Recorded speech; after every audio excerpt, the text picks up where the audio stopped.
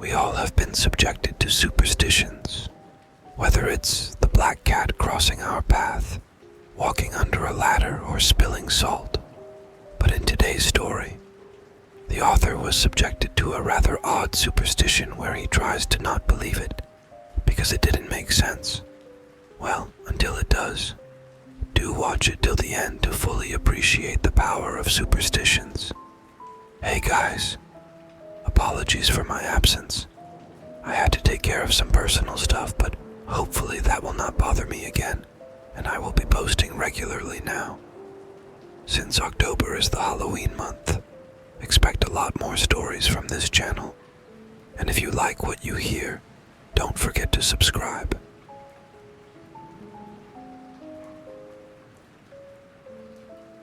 We were pretty superstitious. All of us were. My mom, my dad, grandparents and teachers, neighbors, coaches and bus drivers. We lived our lives by many traditions that might seem naive and old-fashioned at first glance. There is a simple reason for us having them, though. We all lived fine and well obeying the communal gut feeling, and it never disappointed as long as we listened to our sayings. Not all of them sounded as inherently disturbing as the empty chair, of course. Some were just signs we looked out for. Like if there's a butterfly in your house, it means you will get visitors soon. Others were little tricks that could ease your life. Like if you want visitors to leave your home, a bit of salt poured into their shoes will do the trick. And some were, well, a bit disturbing, I guess. Like, if you lean over a railing, the devil will grab you and pull you towards the ground. That one we can't really fact check, unfortunately. As I said, there were many of those. Phrases they kept repeating so nobody will ever forget. And the one I've heard the most in my life happens to be the one about the chair. Never leave a chair in your bedroom empty at night. Dad repeated it every night like a prayer when I was still little. And Mom would come by later in the evening to make sure I had a backpack, some books, or even just a jacket lying on my desk chair. It was the only one in my room. As I grew older, they didn't need to remind me anymore. The phrase was deeply ingrained into my brain. I still heard Mom's footsteps at night, though. I suppose she wanted to be really sure nobody would be taking a seat next to me at night. When I was younger, I didn't understand why this was so important to everyone I knew. To me, there was one simple solution to the whole hex altogether. Simply not having a chair in your room. You don't really need it when you have your bed anyway, except for doing homework maybe. Unfortunately, however, removing the chair is not an option. And there's a reason for that too, of course. As I said, superstitions are kind of our thing. As terribly afraid as the people of our community were of forgetting an empty chair, they were even more anxious of what might happen if there was no chair at all. You want to have a space for someone that might visit. You simply don't want them to visit without your approval first. It's a very strange concept, and I can't quite say how it even started. I suppose it's something our village people made up a long time ago. Someone probably once tried to remove their chair and was met with terrible fortune, and so they took the risk of having the chair in their rooms with items stacked on top. I never cared for the strange ideas and superstitions of our community much. Not until I understood what happens when you don't listen to them. You can never have every single member of a community obeying the same rules. Some people are inherently against going with the flow. Risk takers, show-offs, and adrenaline junkies. Then you have the ones who never listen much as kids and grew up not caring for old traditions, especially when they read and watch all kinds of horror stories and start to realize that something isn't necessarily scary just because someone says so. I suppose many kids now just think that the whole saying is a way for their parents to make sure they keep their rooms clean.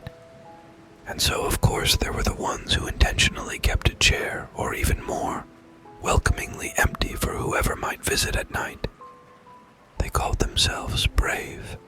We call them cautionary tales, because they all would regret it when the visitor came. The story I know the best is the one of Billy Tucker. Billy never cared much for any of the tales the older ones tell. Billy liked to tempt fate more than anything. While he lived with his parents, they made sure he was safe, even if he didn't approve. But Billy grew older and bought his own little home in the same street as us. It was the very first night that he would sleep there alone, and I suppose he forgot about the chair.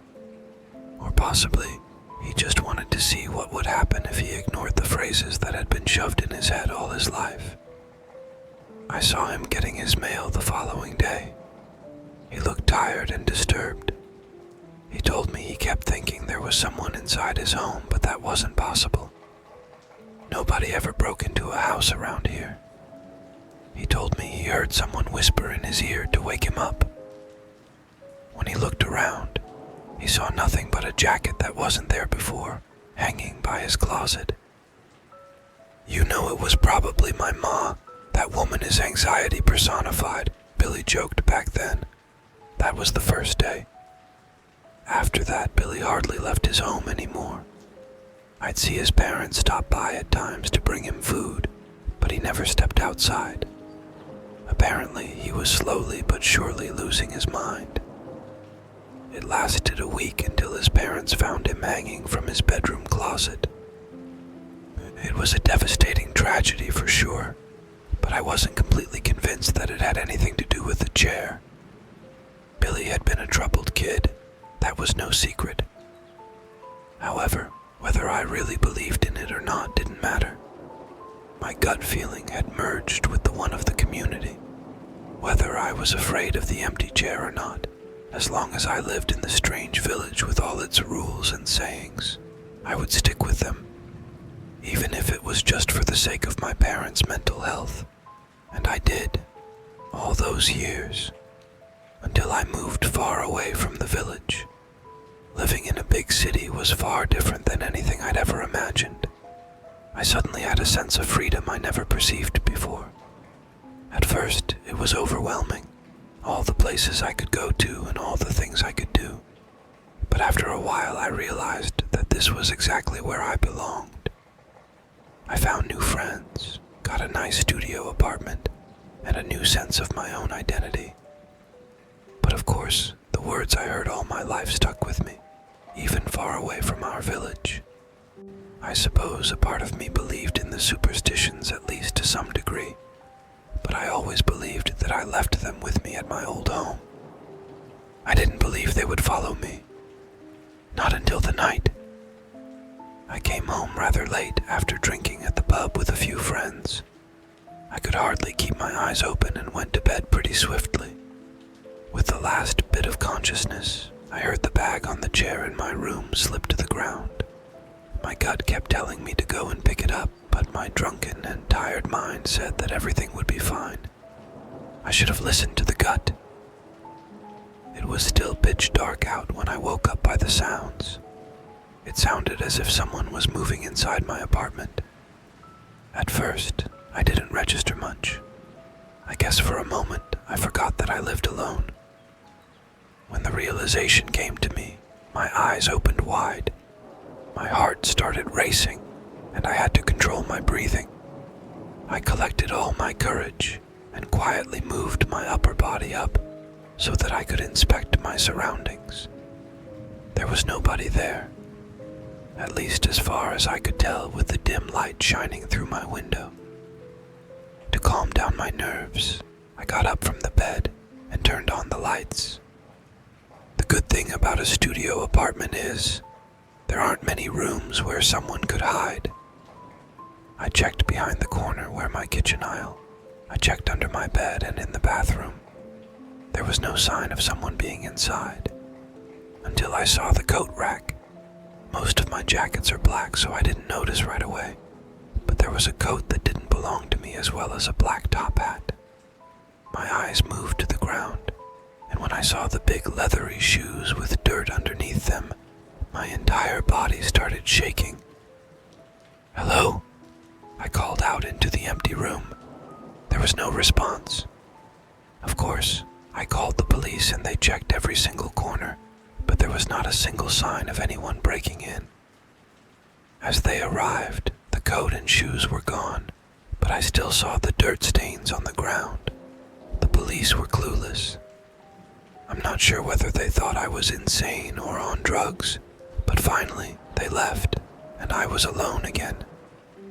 A part of me wondered if I possibly dreamed it all up, or if I mixed up the coat with one of my own, but in the end, I knew I was just lying to myself.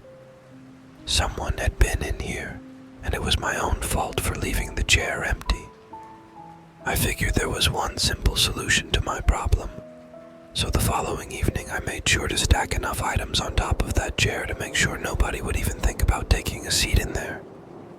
It seemed like a decent plan considering the ridiculous superstition I was following. I didn't realize, however, that there wasn't going back after you messed up once. That's what happened to Billy. On the first night, you questioned the act. You can't believe that there could be anything true to that old saying, and how could it? You make yourself completely paranoid. The following night, I was still confident, at least to some degree. The fear was still very much present, but I believed to have a solution. I had books and clothes stacked upon my chair, and after a couple of hours of tossing in my bed, I managed to fall asleep. What you don't realize is the effect the visitor has on you. It starts nibbling on your mind. If you invite it inside once, it learns your scent, and it will continue coming back each night.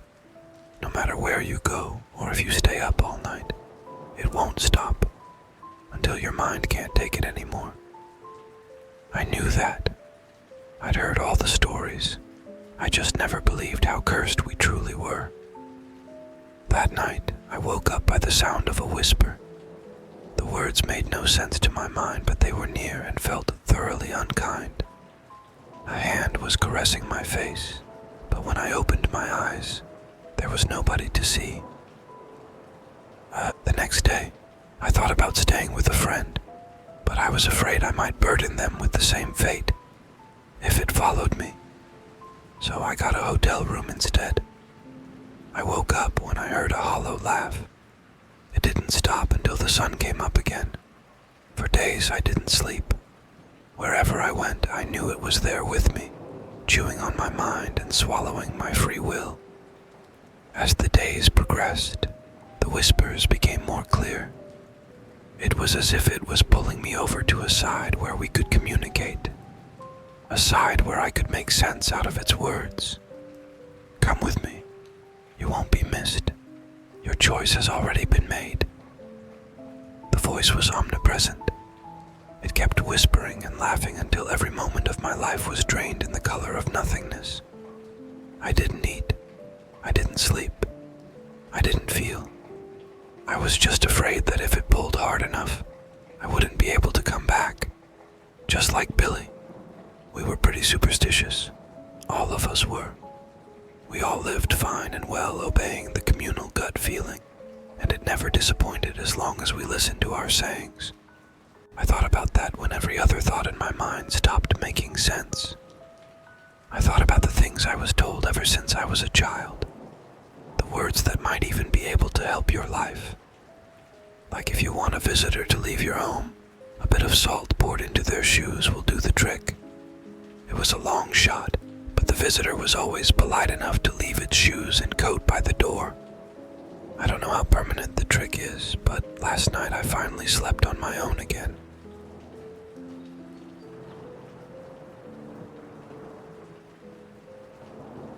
This was today's story. By the way, have you heard about a diner owner who wanted people to tell her stories for a short discount? Or if you hear a baby crying at night, you should ignore it. No. What about the boy who didn't realize her mother was missing for 6 years? Well, check them out next, and don't forget to subscribe.